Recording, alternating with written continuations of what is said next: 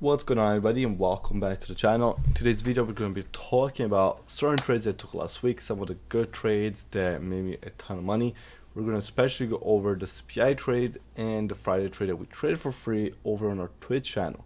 If you're not following along on Twitch, I stream at least 3 times a week. I post a schedule every Sunday both on Twitter and on Instagram, so if you're streaming me live every single day, make sure you go sign up to our premium Discord where I alert every single trade. We're one of the few traders out there that alerts price targets, stop losses, everything in between, with over 80% win rate. So make sure you go sign up for those. Well, first, let's start straight off talking about the SPY. That is the ticker that I'm trading most of the times. So I took 2 trades on this. One that we took on the CPI report day, that was on Wednesday. If you're not familiar with the CPI report, it kind of gauges how much inflation is going up or down every single month. It's a really big report that comes out actually in the pre-market, so it does not come out like the FOMC, the Federal Reserve speeches, and some other reports comes out before the market even opens.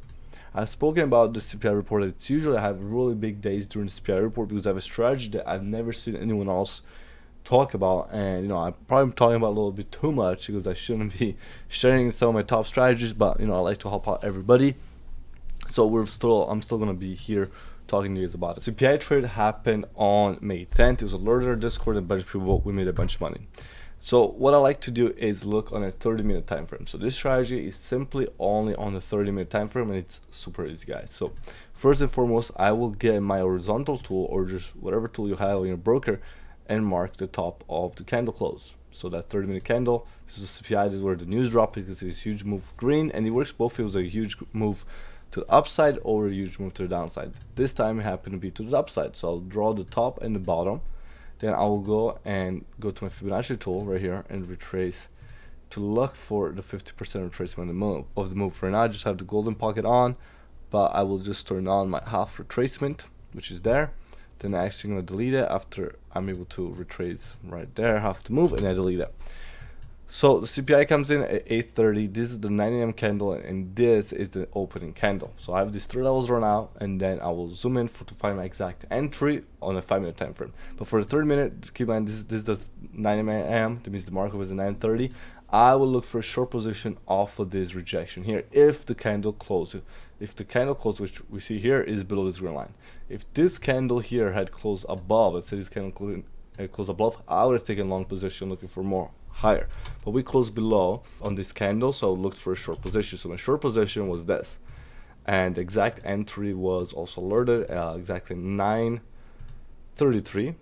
So my target was, first target would have been this middle line, and then my secondary target, my last target would have been this one right here, and actually ended up going lower for a really nice 1-to-5 risk reward. So if you go to the 5-minute time frame to look at this trade closer, as you can see, this was the candle. Right here we entered right on this bounce candle to look for that rejection, which happened to work out, and it was a huge move down, over 150% gainer on the next day expiration. If you took the same contracts I did, if you took 0-day contracts, they went about 300-400%, and they really just printed, took your first partial here, and eventually took a second partial here, and we actually took a long position back up to right around this level. This whole strategy is all about the 30-minute candle. That's all you're thinking about. Where is the 30-minute candle going to end up? Where are the 30-minute candles? When this candle closes below this level, you take a short position, and then you take it to the very least this level. Then depending on where this next candle is going to close, you look for the long or stay in your short position. You see how this candle here closes below the middle grain? If this goes above the middle grain, I brought over here, this 30-minute, and you need to wait for the candle close, guys.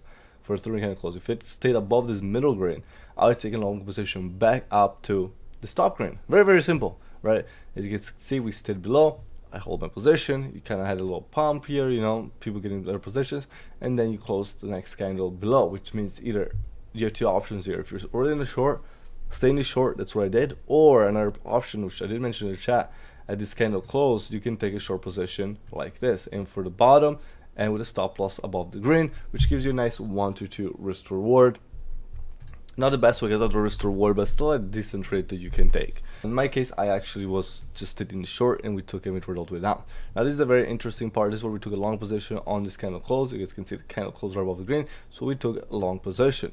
Did not fully hit the target that we had, but we were able to get out in profit because You can see this was our risk to reward, really nice risk to reward trade. Did not hit our exactly our profit, but we got out in the green anyway. What I want to talk about next is the Friday trade. The Friday trade was a crazy trade, huge winner.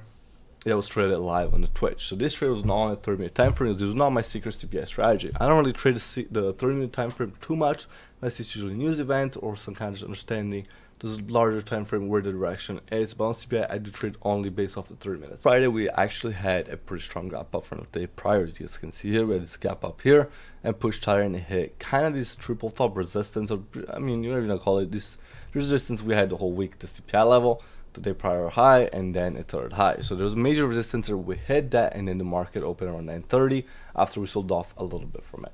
So now the major level I was looking at when we were opening, I was looking for a close below this line for 13.16, because this was going to be the gap fill. As you guys can see here, we have a gap right all the way down here.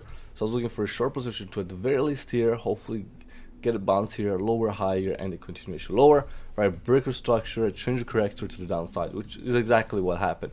So I had these levels marked out. I had this support here, and as soon as we broke it, we took a short position. I had the whole chart ready. As soon as we break that, we're in, right? But the nice thing about this was actually give us a secondary entry, which I also mentioned, which was this bounce up. As I just told you guys, we filled the gap, right? So we hit this first target, our first partial target there, filled the gap, and then bounced it as expected, forming the higher low. You see there's a higher low there, because the previous high was here, and then you form a higher low, and you get all this resistance right here, the pre-market level, the support here that it was trying to hold, and then you rejected and went lower. You went lower, and then you busted through the previous low and just went lower and lower. Next up, kind of hitting my second target, I had a level of support right off this highs here. As you guys can see, these find some support, so I took another profit target there and let the rest ride. What was interesting and why I did not get this position, I just held it the whole time, and this is something I see a lot of beginners make. They'll see this big green candle, as soon as you get a little bounce, they get out. It's looking for a strange correction, those breaker structures. Looking at the momentum is still on the downside, so why are we getting out so early if the momentum is still in our favor? Example here, right? You break the low, and then where you're forming a bear flag right under resistance. So you should be expecting lower, right? So if you're already in the profits for this much, it does not, don't get out in a little bounce like here. Just hold your position, hold strong to your next major level. In this case, it was right around this 410.85. Now we ended up going lower, which was more than I expected, but I did have my levels charted as this last point right here, just the bottom from the sell-off on the CPI day.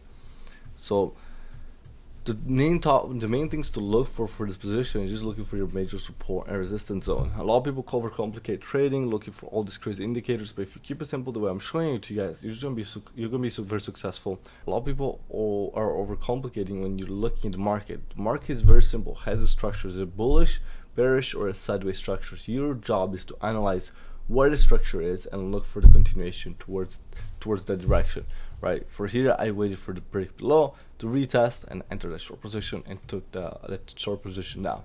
Now, if you're trading options, one thing that I like to do is to be safe with it, because options can be extremely volatile, and rather than taking a 0-day expiration, which are higher risk but can also be higher reward, I like to take the next day's expiration.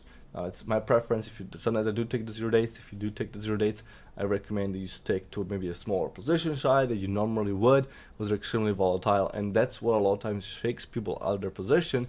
They're like, they see their 0 day go from 100% back to 20% only, and then they want to take the profit, and then ends up selling off, and they're like, damn, I could have held it for about 400%, 500% profit at the very bottom.